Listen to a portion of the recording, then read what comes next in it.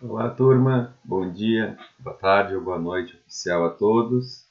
Dando sequência ao nosso ensino remoto, a nossa disciplina de práticas enológicas associada ao controle enológico durante os processos e dando sequência na nosso controle de práticas com vinho branco. A nossa parte 2 vai ser centralizada na parte de extração de mosto e, de forma específica, a prensagem.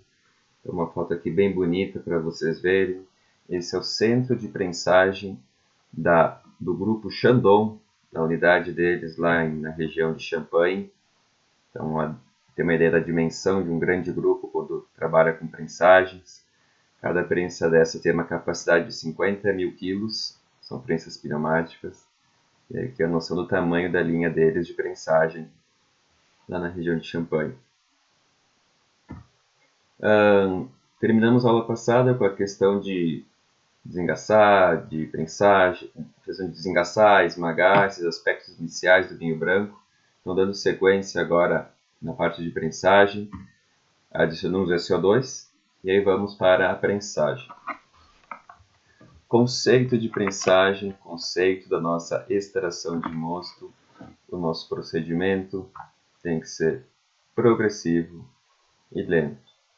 O que deve nortear a cabeça de vocês quando forem usar a prensagem direta, não quebrar o engaço. No caso com desengace, evitar romper muito película e semente. Isso aqui está mais associado quando você faz isso, extrair aroma herbáceo e ficar com uma coloração mais amarelada da extração dos ácidos fenólicos presentes na casca da uva branca.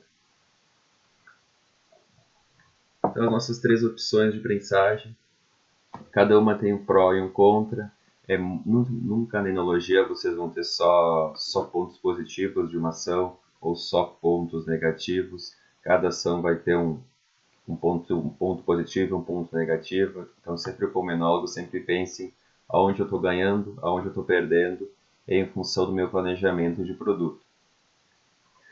Partindo de prensagem direta, ela exige uma uva super madura, já que você vai prensar engaço e bagaço junto. Se não for, vai extrair tanto enzimas oxidantes, a nossa lacase, nossa tirosinase, quanto o aroma vegetal do engaço. Então, prensagem direta exige uma uva muito perfeita, muito bacana e impecável para poder realizar. Ponto negativo é um mosto muito mais limpo e com muito menos formação de boca. Ponto negativo, mesmo com uva boa, você tem uma rentabilidade de extração menor. Como a uva desengaçada, esse é o feijão com arroz, a maior parte das vinícolas fazem isso. Chega a uva, desengaça e manda para a prensa desengaçada.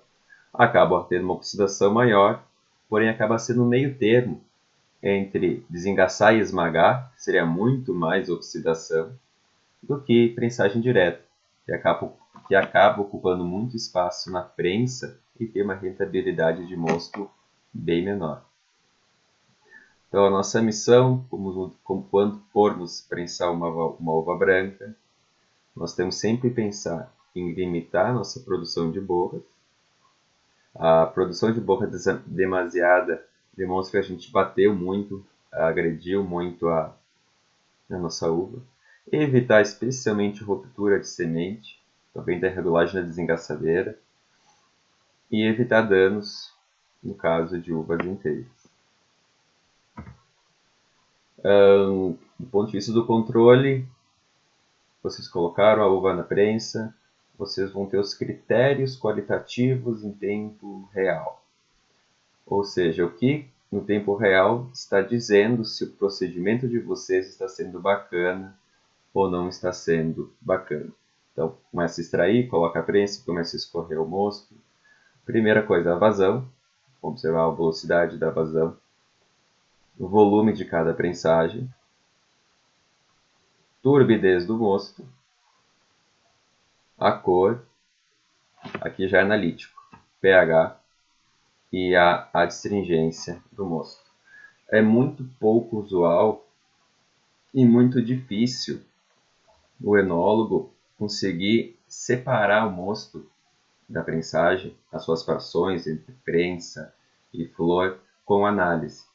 Porque o procedimento é rápido, ele é constante. No momento que você pega essa amostra, leva lá para o laboratório e vai tentar analisar, já está correndo a prensagem, já está indo, você já começa a perder a mão. Então, algo que ocorre na enologia, na política de prensagem, é na mão, no sensorial, cabendo a vocês a degustação do mosto, o acompanhamento do volume de cada prensagem, para poder separar entre flor e pens. Claro, sempre tem os valores que nos ajudam, mais ou menos 50 a 60% da massa a ser prensada, ou seja, vamos supor que vocês coloquem na prensa para facilitar 1.000 quilos.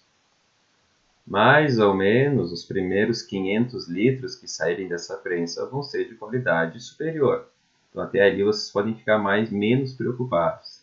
A partir de 50%, vocês vão começar a perceber sensorialmente que a cor vai começar a aumentar e vai começar a ficar um pouquinho mais astringente e amargo. E vocês vão decidir aonde é o ponto de corte do flor e do prensa.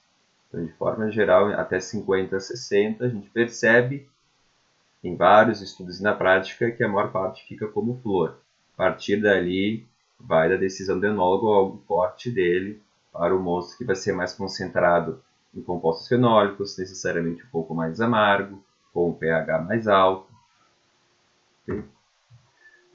Que pressão se usa na enologia de forma geral? Nós temos pressões que vão até 1,8 de forma geral, e em mosto flor, normalmente até 1 kg é usado na extração do mosto flor, normalmente. Acima de 1 kg é uma pressão que se usa para extrair mosto mais carregado, o resto do mosto prensa. Então, na prática, vocês programam a prensa, primeiro ciclo dela, meio quilograma por centímetro cúbico. Segundo ciclo, 1 kg. E vão observar o quanto distrai de volume de mosto até essa pressão. Vai ficar ali nesses 40% a 60% de forma geral. E a partir dali, para extrair mais, tem que aumentar a pressão. Então, vão acontecer duas coisas. Se eu quero aumentar minha rentabilidade, eu vou já partir para uma pressão aqui, que geralmente até 1,8. E aumentando essa pressão, continua a extração. E aí vai até 80%. Você consegue, em média, extrair de volume de mosto em relação à uva. Ou seja, de 1.000 kg de uva dá para extrair até, em média, 800 litros de mosto. Sendo que de 50 a 60 é a parte que costuma ser a nossa parte coração, nossa parte flor. E o restante a gente já vai perceber sensorialmente que é um mosto mais carregado. Tem algumas prensas, não é fácil de achar, que conseguem colocar até 10 kg por quilo de pressão. Então são para produções bem grandes, extrai bastante composto fenólico, fica bem amargo. É um mosto que tem que ser tratado quimicamente, de forma mais forte, para conseguir limpar ele depois. É algo restrito a grandes produções, grandes mesmo. Eu acho que no Brasil eu vi uma prensa só com essa capacidade.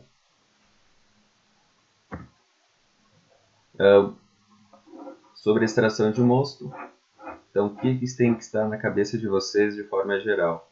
Toda operação tem que limitar os fenômenos de oxidação.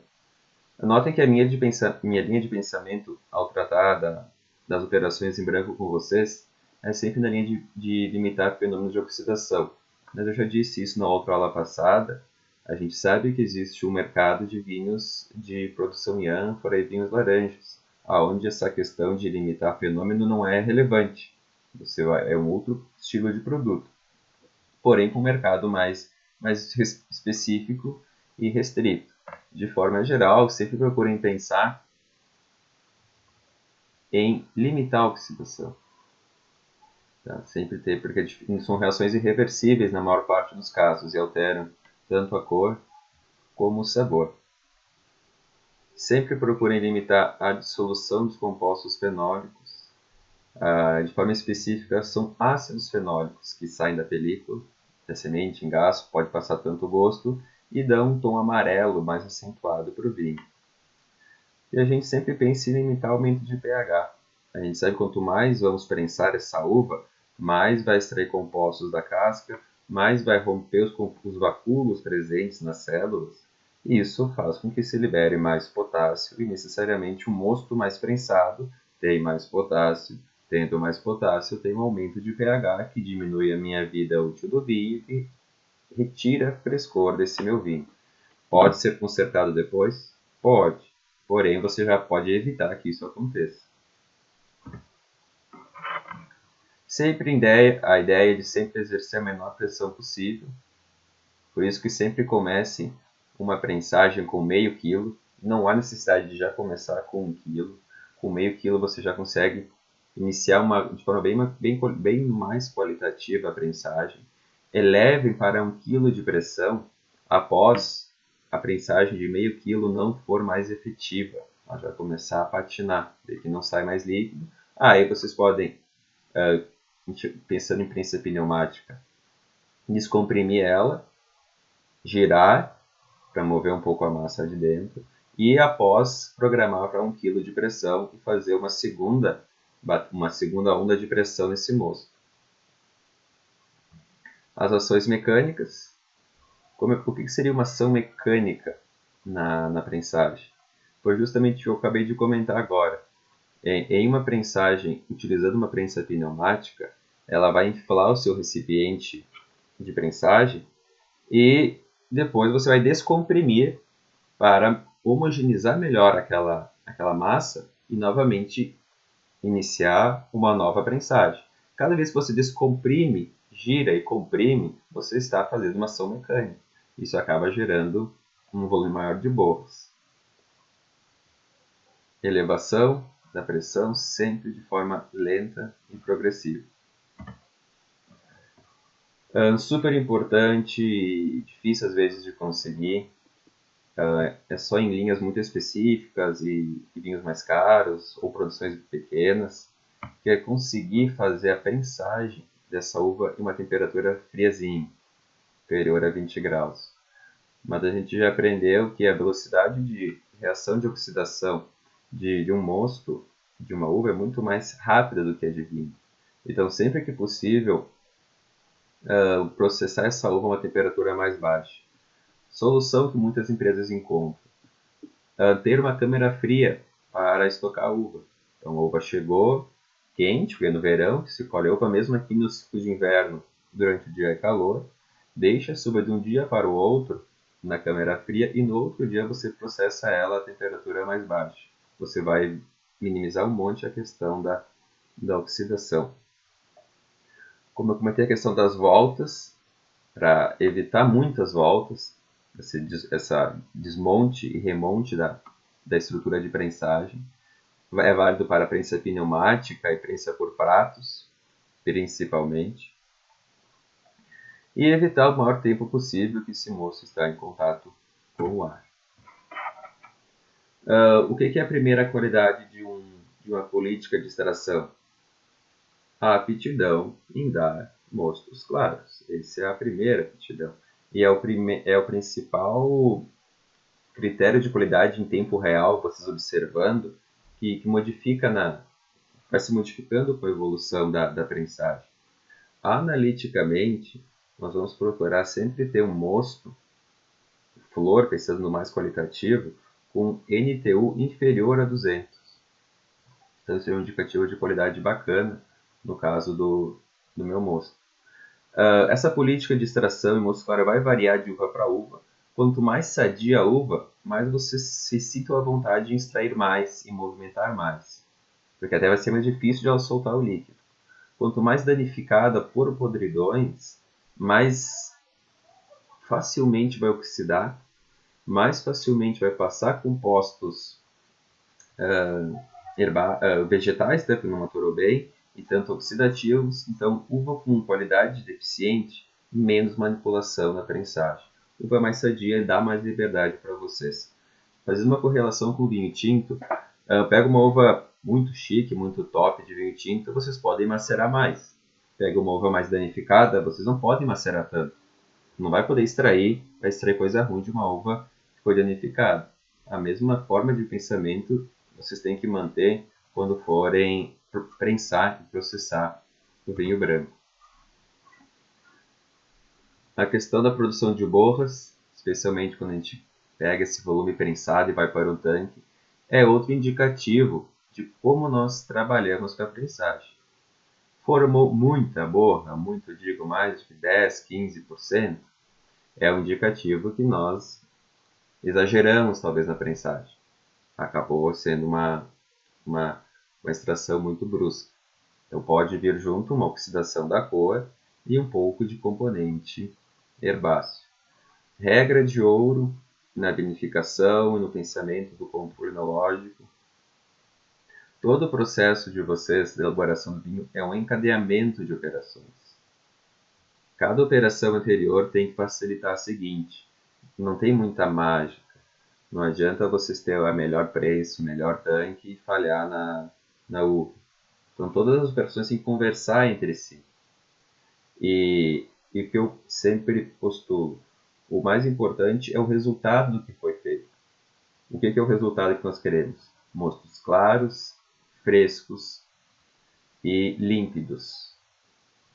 Como vocês conseguiram fazer isso vai variar de uva para uva, mas sempre tendo em mente que bater menos ela, trabalhar com temperaturas mais baixas, evolução da prensagem paulatinamente, de forma paulatina, vai dar o que nós queremos no final. Mostos límpidos, claros e frescos.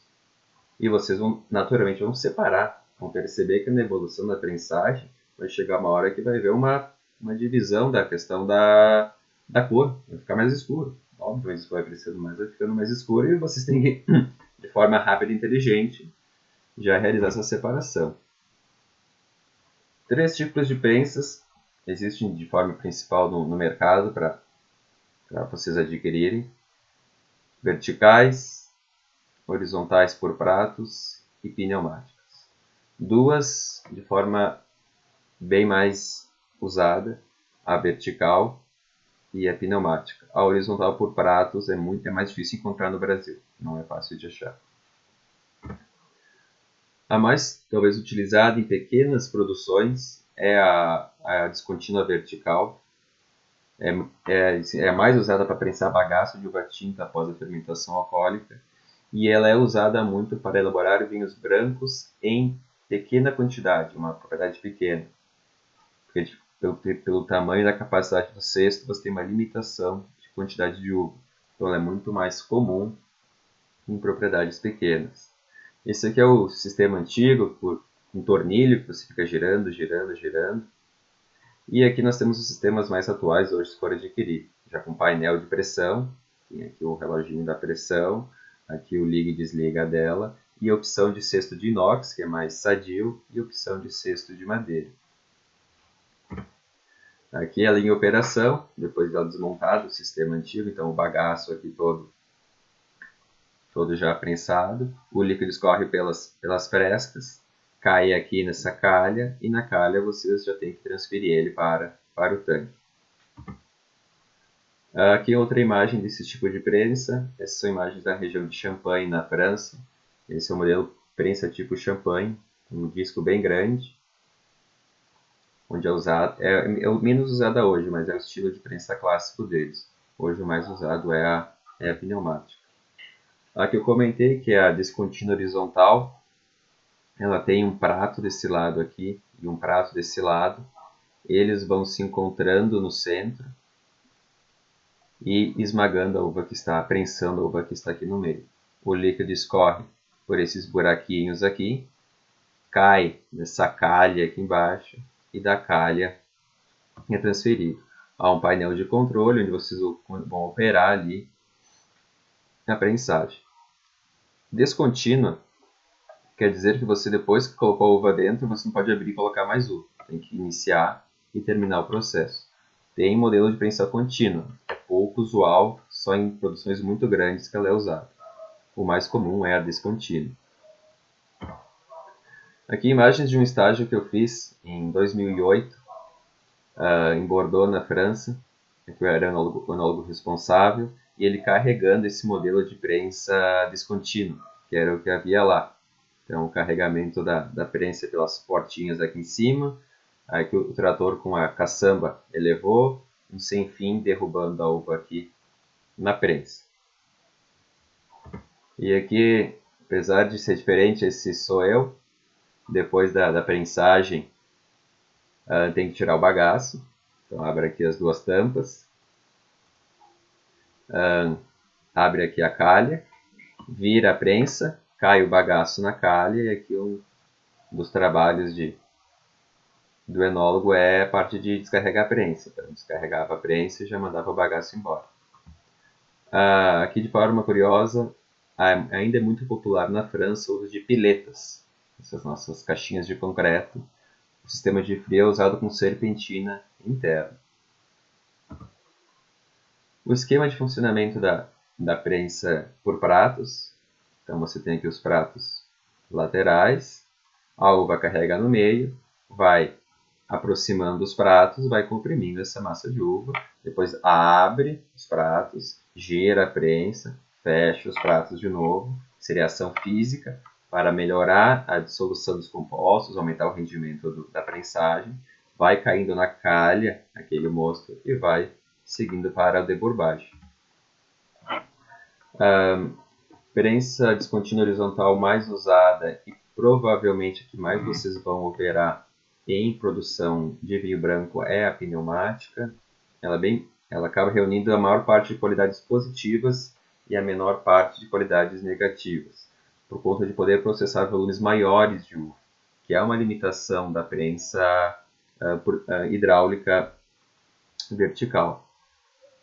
O sistema básico dela é uma lona interna,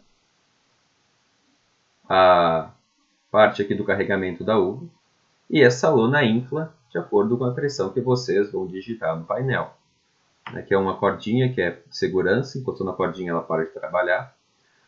Ela vai inflando essa lona, a lona pressionando contra o recipiente, vai extraindo o mosto, e esse mosto geralmente cai numa calha, aqui é a calha dela lateral. Dessa calha, a uva vai já para o tanque. Importante que nessa calha seja refrigerada. Lembre que o mosto sempre oxida mais do que o vinho. Ou, se não for refrigerada, sair daqui de forma rapidinha e já passar por um trocador de calor, ou por placas, ou de maior capacidade, e o mosto ir gelado já para o tanque, para minimizar a oxidação. Aqui é a parte interna aqui de uma prensa. Então, para entender como que é feito um dos modelos de prensa pneumática. Essa aqui é uma prensa da vinícola Salton, de um dos estágios que eu fiz na Salton. Também tem que entrar dentro da prensa para limpar, não tem como fugir. Metade aqui dela está com a lona, está descomprimida aqui. Você carrega ela. Aqui estão as calhas de recolhimento do mosto que vai sendo prensado. Nós temos aqui as calhas de recolhimento. À medida que a lona vai inflando, de acordo com a prensagem que vocês digitaram, vai escorrendo o mosto por essas calhas aqui, que cai ali numa calha externa e depois é transferido para o tanque. O esquema básico: enchimento, prensagem, descompressão, onde vocês podem fazer um ciclo. Vocês giram ela aqui, manda fazer um ciclo. E após o rendimento, que vai ficar nesses 80%, 150 a 60 flor, o restante prensa, a descarga do restante da massa do bagaço da uva. O que seduz muito na prensa pneumática, além da toda a higiene dela, é o controle do processo. Ela costuma ter painéis muito completinhos, onde vocês podem operar tanto no manual como no automático. O que seria o automático? Você digita lá um programa de prensagem de 4 horas. A primeira hora ele vai fazer 0,5 kg de pressão. A segunda hora, 0,50. Terceira hora, 0,75. E a quarta hora, 1 kg de pressão. Então, uma extração lenta, escalonada e com fracionamento de pressões, onde fica fácil vocês direcionarem os mostos prensa e flor e acompanhar a evolução dessa prensagem. Então, a parte de controle do processo de prensagem na pneumática ela é hoje o mais eficiente, além de poder trabalhar com grandes quantidades de uva. Como nós vimos no primeiro slide ali dessa videoaula, as prensas ali do grupo Chandon é em torno de 50, 60 mil quilos de uva por vez. E lembra que é descontínua, ela tem que ser grande. Eu não posso ficar alimentando ela toda hora. Então, mesmo que eu coloque uva, tem que aguardar ali pelo menos 4 horas para encerrar um bom programa de prensagem. Senão vocês vão abrir a prensa antes, vai estar cheio ainda de mosto dentro das bagas. Então tem que ser lenta e progressiva. Então tem que ter um período longo de prensagem e tem que conversar com a quantidade de uva que vocês recebem. Se você recebe muita uva ou pouca uva, tem que adequar o tamanho da prensa para não ficar uva no sol e não ficar muito vazia a prensa.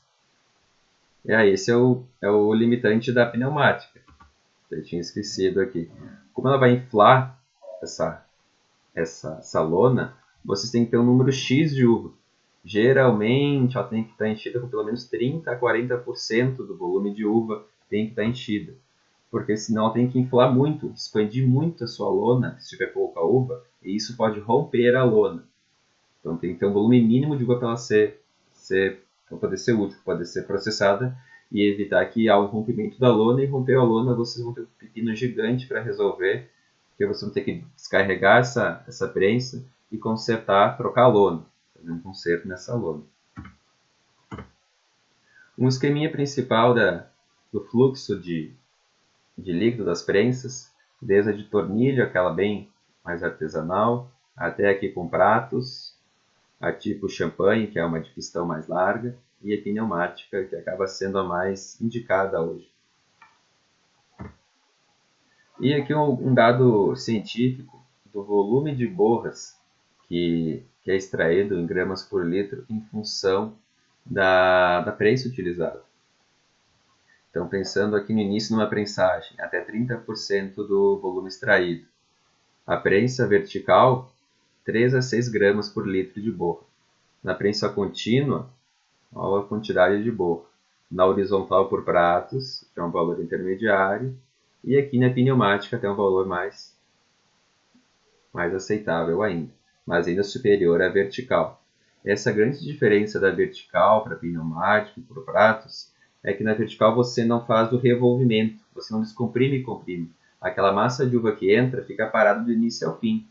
Na pneumática você faz uma descompressão, gira um pouco a prensa para facilitar a dissolução do mosto, prensa novamente, e isso acaba extraindo um pouco mais de borra.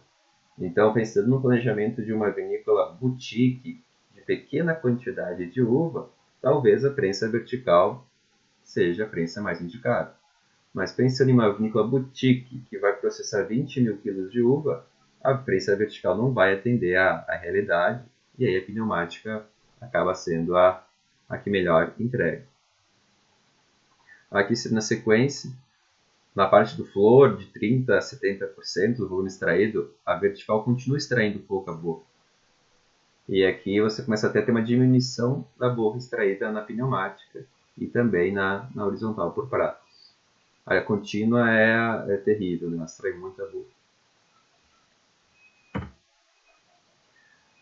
O que tem que ficar na cabeça de vocês em política de prensagem? Programa 50 a 60% geralmente do volume da uva adicionada é o mosto flor. Duração, sempre pense mais perto de 4 horas do que de uma, para ter uma extração bacana, efetiva e responsável, para evitar até danificar o equipamento. Estou com pressa, bota muita pressão no início, pode danificar o equipamento. Pense em sempre extrair até 1,8 kg. Acima disso, não é tão indicado, apesar de haver a possibilidade na prensa. E geralmente até 1 kg força está a melhor fração. Aqui eu estou falando da causa. Pode ser que na realidade de vocês, a consequência, exemplo, professor, eu acho que no meu programa até 1,2 ficou melhor.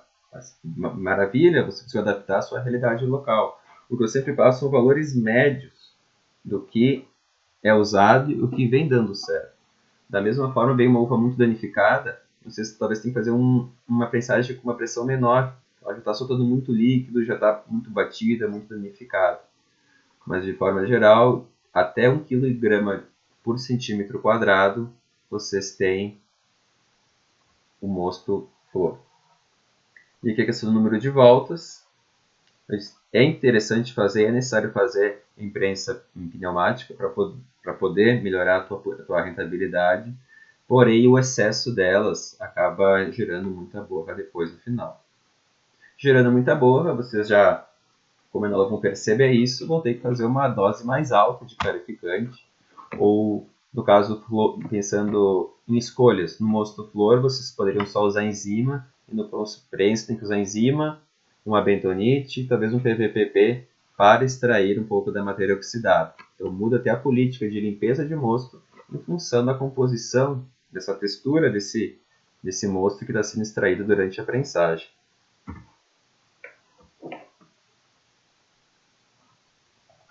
Mais de uma seleção de um mosto ao longo do ciclo, nada impede que vocês façam uma subdivisão dos mostos flores. Mosto flor tipo 1, até 30% do volume eu achei que ficou mais especial, mais bacana. De 30 a 60 ficou um mosto flor tipo 2. Eu vi que de 60 a 70 ficou um mosto prensa tipo 1. 70 a 80 tipo 2. E fazer 4 fracionamentos dessa extração. E provavelmente fazer 4 linhas de vinhos ou 4 tipos de vinhos que vão estar em tanques para poder decidir depois se corta ou não corta esses vinhos elaborados com composições de mostos diferentes. Sempre pensem na proteção contra alterações, tanto microbiana quanto pelo oxigênio. O feijão com arroz, que vocês já estão carecas de saber, é o SO2. Muito bacana mesclar com ácido ascórbico e muito bacana utilizar a atmosfera inerte, o gelo seco ou o nitrogênio em gás. Últimas prensadas, mais tanino, mais potássio e menos ácido, como eu citei antes. Monitoramento da prensagem. Então vocês vão perceber após analiticamente que o teor de potássio é maior em relação à evolução da prensagem. Com isso, pH maior, polifenóis totais maior também. Tem alguns equipamentos recentes que eles são famosos na indústria de água mineral, que são condutímetros. Eles conseguem perceber a condutividade da água, no caso do mosto. A gente sabe que o potássio é um cátion, então, à medida que aumenta a condutividade, tem mais potássio. Então, você conseguiria separar o mosto pela condutividade. Já está muito condutivo, então aumentou a relação de potássio. Já analiticamente, eu já separo esse mosto do outro. Mas a maior parte dos casos, a realidade brasileira e internacional ainda é sensorial e prático, do que já foi visto de anos e anos fazendo o mesmo procedimento, especialmente de vinícolas que são donas da própria uva, têm o mesmo vinhedo. Então já tem um saber fazer do como tem que ser a política de prensagem. O que muda no mosto, através aqui de um dado, aqui de um livro, para ficar mais lógico para vocês entenderem. Nós temos aqui no quadro de cima, aqui no eixo X, o volume de mosto extraído. E nós temos aqui no eixo Y a concentração dos compostos em relação ao valor inicial. Então, de forma geral, aqui até 35% não mudou nada no teor de tanino, ferro, potássio e concentração de íons H+, o nosso pH. A partir daqui, a gente já começa a ver um descolamento. Especialmente após 50% do volume extraído, nós começamos a ter aqui uma maior concentração de tanino e ferro. Ferro é um elemento oxidante, é o ferro mais 2. Então, mais um elemento oxidante. Tanino pode passar amargor, composto herbáceo e astringente. A gente consegue ver essa evolução bem interessante, especialmente que após 75% do volume extraído, como aumenta a concentração de tanino e ferro e potássio. E aqui a gente consegue ver inversamente o nosso pH diminuindo. Outro dado que mostra a evolução da composição dos mostos ao longo da prensagem. Aqui nós temos no eixo X o volume, no eixo Y a concentração do composto, e aqui nós colocamos o que é terrível, nossos catalisadores de oxidação, que são a tirosina e a lacase, as enzimas oxidantes. Então, após 40%, a concentração delas, olha que interessante, olha como sobe. Quando chegou aqui no 80%, a enzima tirosina está 2.000 vezes superior ao valor de 40% da prensagem. Então, como aumenta a extração de enzimas oxidantes ao longo da prensagem. Esses compostos C6, eles formam compostos aromáticos bem desagradáveis, formam aldeídos em carbono C6 e também aumenta com o volume da prensagem. Aqui a explicação dele. São oxidações de ácidos graxos durante a prensagem, formam esses aldeídos em C6, que é aroma desagradável, é aroma de álcool superior, pode ser aroma até fármaco. Novamente aqui aquela imagem do início da nossa linha de prensagem do grupo Chandon. E aqui algo que eu achei deles muito legal. Muito legal.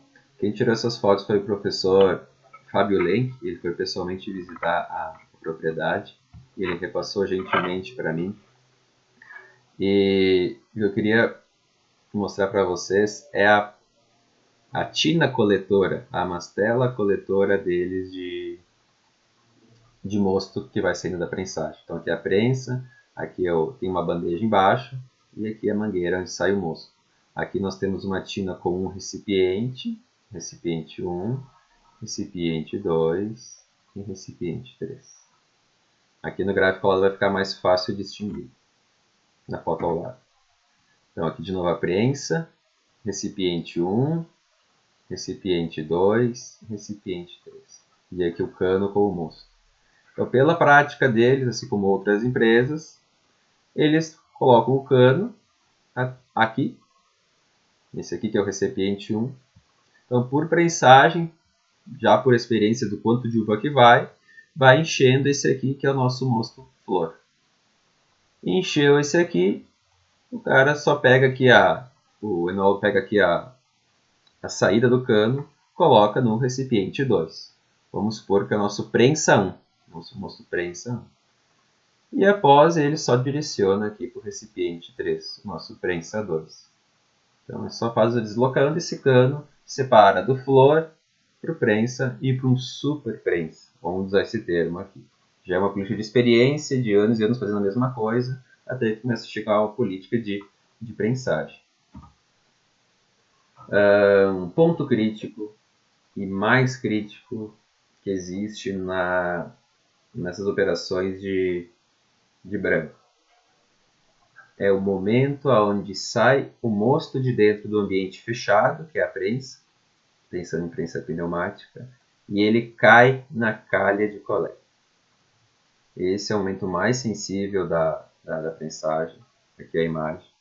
É o momento onde vocês mais podem perder a mão e oxidar esse mosto. Recomendação: já coloquem uma dose de CO2 na uva. Para esse mosto que for extraindo já ter uma concentração de CO2. Segunda dica: esse mosto que caiam já façam uma dose de CO2 nele também. Para ele vai caindo aqui já está também protegido. E a dica número 3 é: esse mosto tem que estar refrigerado a maior parte, mais rapidamente possível. Como fazer? Tem algumas calhas maiores, direto da calha já vai para um tanque, como se fosse um tanque pulmão. Esse tanque pulmão já tem placas de refrigeração. Então já cai aqui e já gela. Não é tão comum. O mais comum é cair na calha e de imediato esse mosto passar por um sistema de refrigeração. Em pequena escala, pode ser, como eu falei, um tanque pulmão com serpentinas já gelando ele. Em uma escala mais comum, passar por trocadores de calor das nossas placas. Isso aqui é muito comum em cerveja. E como funciona? Numa boca que vai entre esse mosto que saiu da calha e na outra boca é a saída dele. O que são os outros buracos? É a entrada e a saída da solução fria. A temperatura baixíssima, 0, -1, -2. E aqui você tem um emaranhado de placas. E aqui no mosto entra sempre uma linha de mosto, uma linha de solução, e eles se encontrando, não se encontrando através da placa, entra um mosto, vamos supor aqui a 20 graus, sai dessa placa 5, 4, 3 graus. Isso vai depender do tamanho da sua placa e do tamanho da temperatura da tua solução de refrigeração.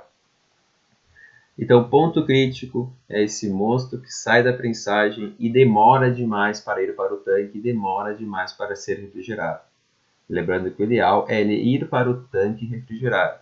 Em soluções domésticas, há serpentinas no tanque ou passar por trocadores de calor pequenos e ir até o tanque. Em soluções industriais, você tem trocadores de calor, isso aqui de uma vinícola. Trocadores de calor já adaptados à estrutura da vinícola. Como que ele funciona? Essa sequência de tubos. No centro passa o mosto, que está saindo da calha, e ao redor dele ele é revestido com a solução gelada. Depois que troca calor. Ele acaba, a solução perde calor e o calor que ela fornece e o frio que ela fornece para o mosto gela ele. Então você tem trocadores de calor aqui em escalas. Então o mosto vai e vai passando, vai passando, vai passando, vai passando, vai passando. A entrada ali, vamos supor, 20 graus, a saída você programa 5 graus, 4 graus, 6 graus. Há uma temperatura já indicada para ele evitar a oxidação e já acelerar o processo de decantação dele, de limpeza de mosto. Então esse é o ponto crítico e o mais que tem que ter atenção de vocês. Esse mosto que sai da prensagem. Esse é o ponto, do ponto de vista de controle enológico na prensagem, o mais delicado. Se a uva estiver quente, muito mais delicado ainda. Após vai para o tanque, e aqui uma ilustração do porquê que tem que ir gelado para o tanque. Essa cinta que tem no tanque não vence na velocidade que vocês gostariam, refrigerar o mosto a 20 graus para 5 de baixo, vai demorar muito. Então, por isso, ou ele passa por um trocador de calor e já vem gelado para o tanque, onde a cinta vai manter a temperatura, ou vocês colocam nesse tanque ou num tanque pulmão serpentinas dentro dele, para aumentar a de contato do frio com o mosto e manter ele refrigerado para fazer a clarificação ou debourbagem dele a frio. Mensagens para ficar para vocês, esse tópico de prensagem é redundante, mas tem que ser repetido, é planejamento. Adaptar o tipo e o tamanho da prensa à uva que vai ser processada. Um exemplo claro, aqui nós temos muitos projetos novos em São Paulo. E vamos supor que alguém contrate vocês para comprar uma prensa. Primeira coisa de vocês que você tem que fazer é perguntar para esse investidor tá, qual quantidade de uva você quer processar. É a primeira coisa. E durante quanto dia, quanto você quer processar de uva. Lembrem que a prensa descontínua colocou uva lá 4 horas até ser processada. Então, se vocês têm uva demais para ser processada, tem que ser uma prensa de tamanho equivalente àquela uva. Então, adaptar, planejamento. Isso é o principal, é o mais determinante. Tanto para menos como para mais. Não adianta superdimensionar a prensa e ver pouquinha uva por dia e não conseguir operar. Imagina de pistão, pega uma de pistão grande, assim, uma de pistão de 1000 quilos. Ah, e o cara tem uma área pequena, olha, 300 quilos. Nem vai encostar na massa da prensa o pistão. Então, você vai cometer um erro muito crasso. Então, adaptar o tipo da prensa à uva a ser processada.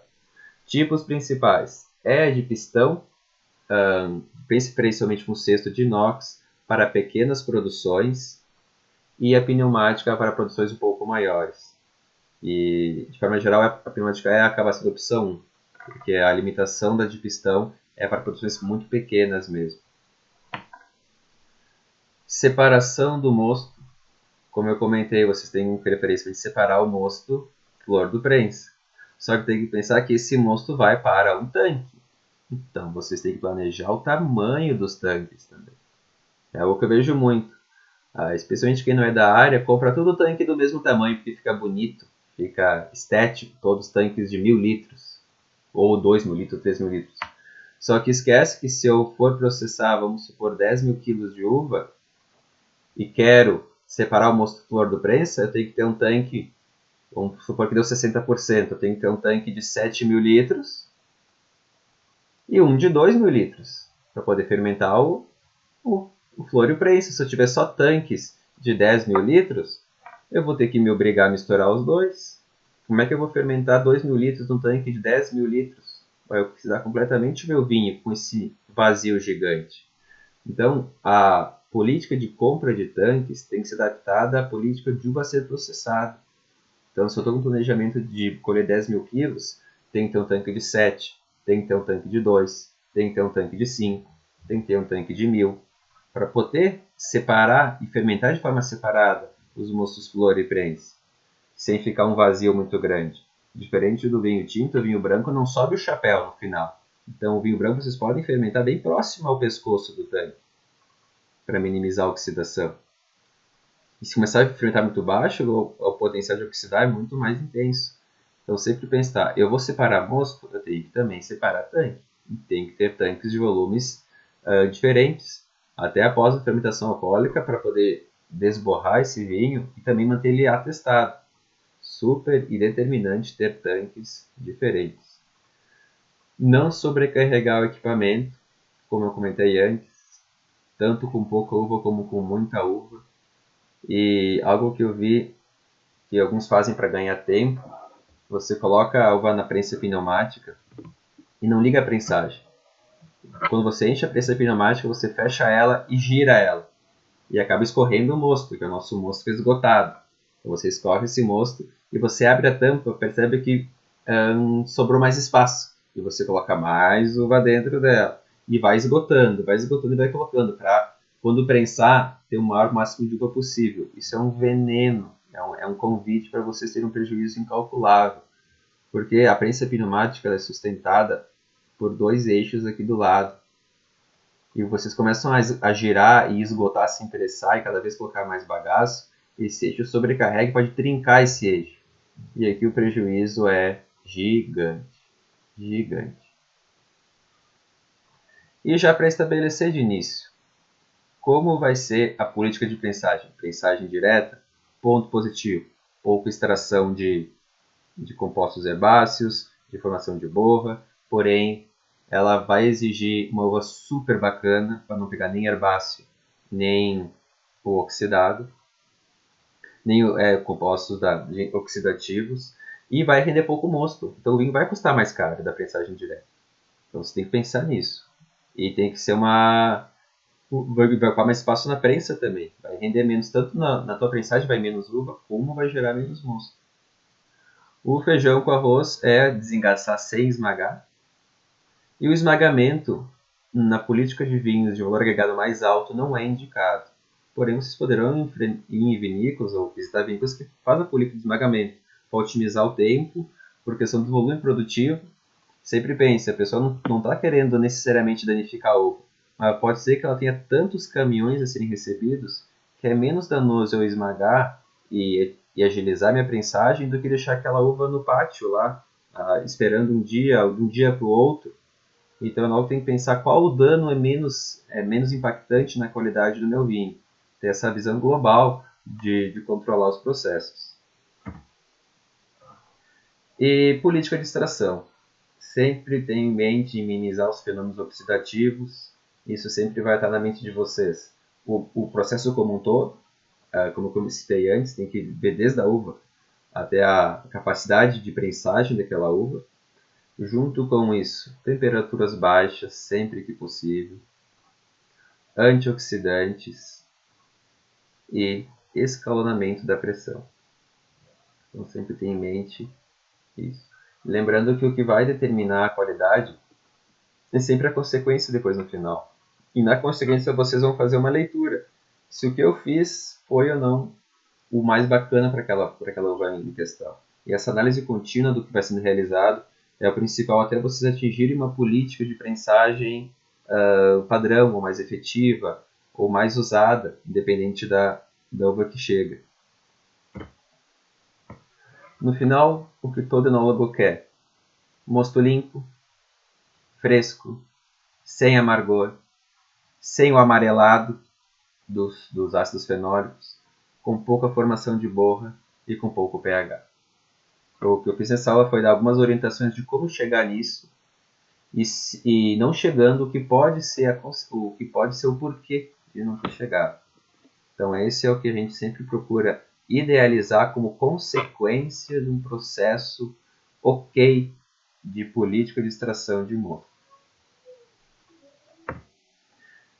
Algumas referências. Gente, essa foi a nossa aula tópico de hoje, o controle enológico na política de prensagem de brancos.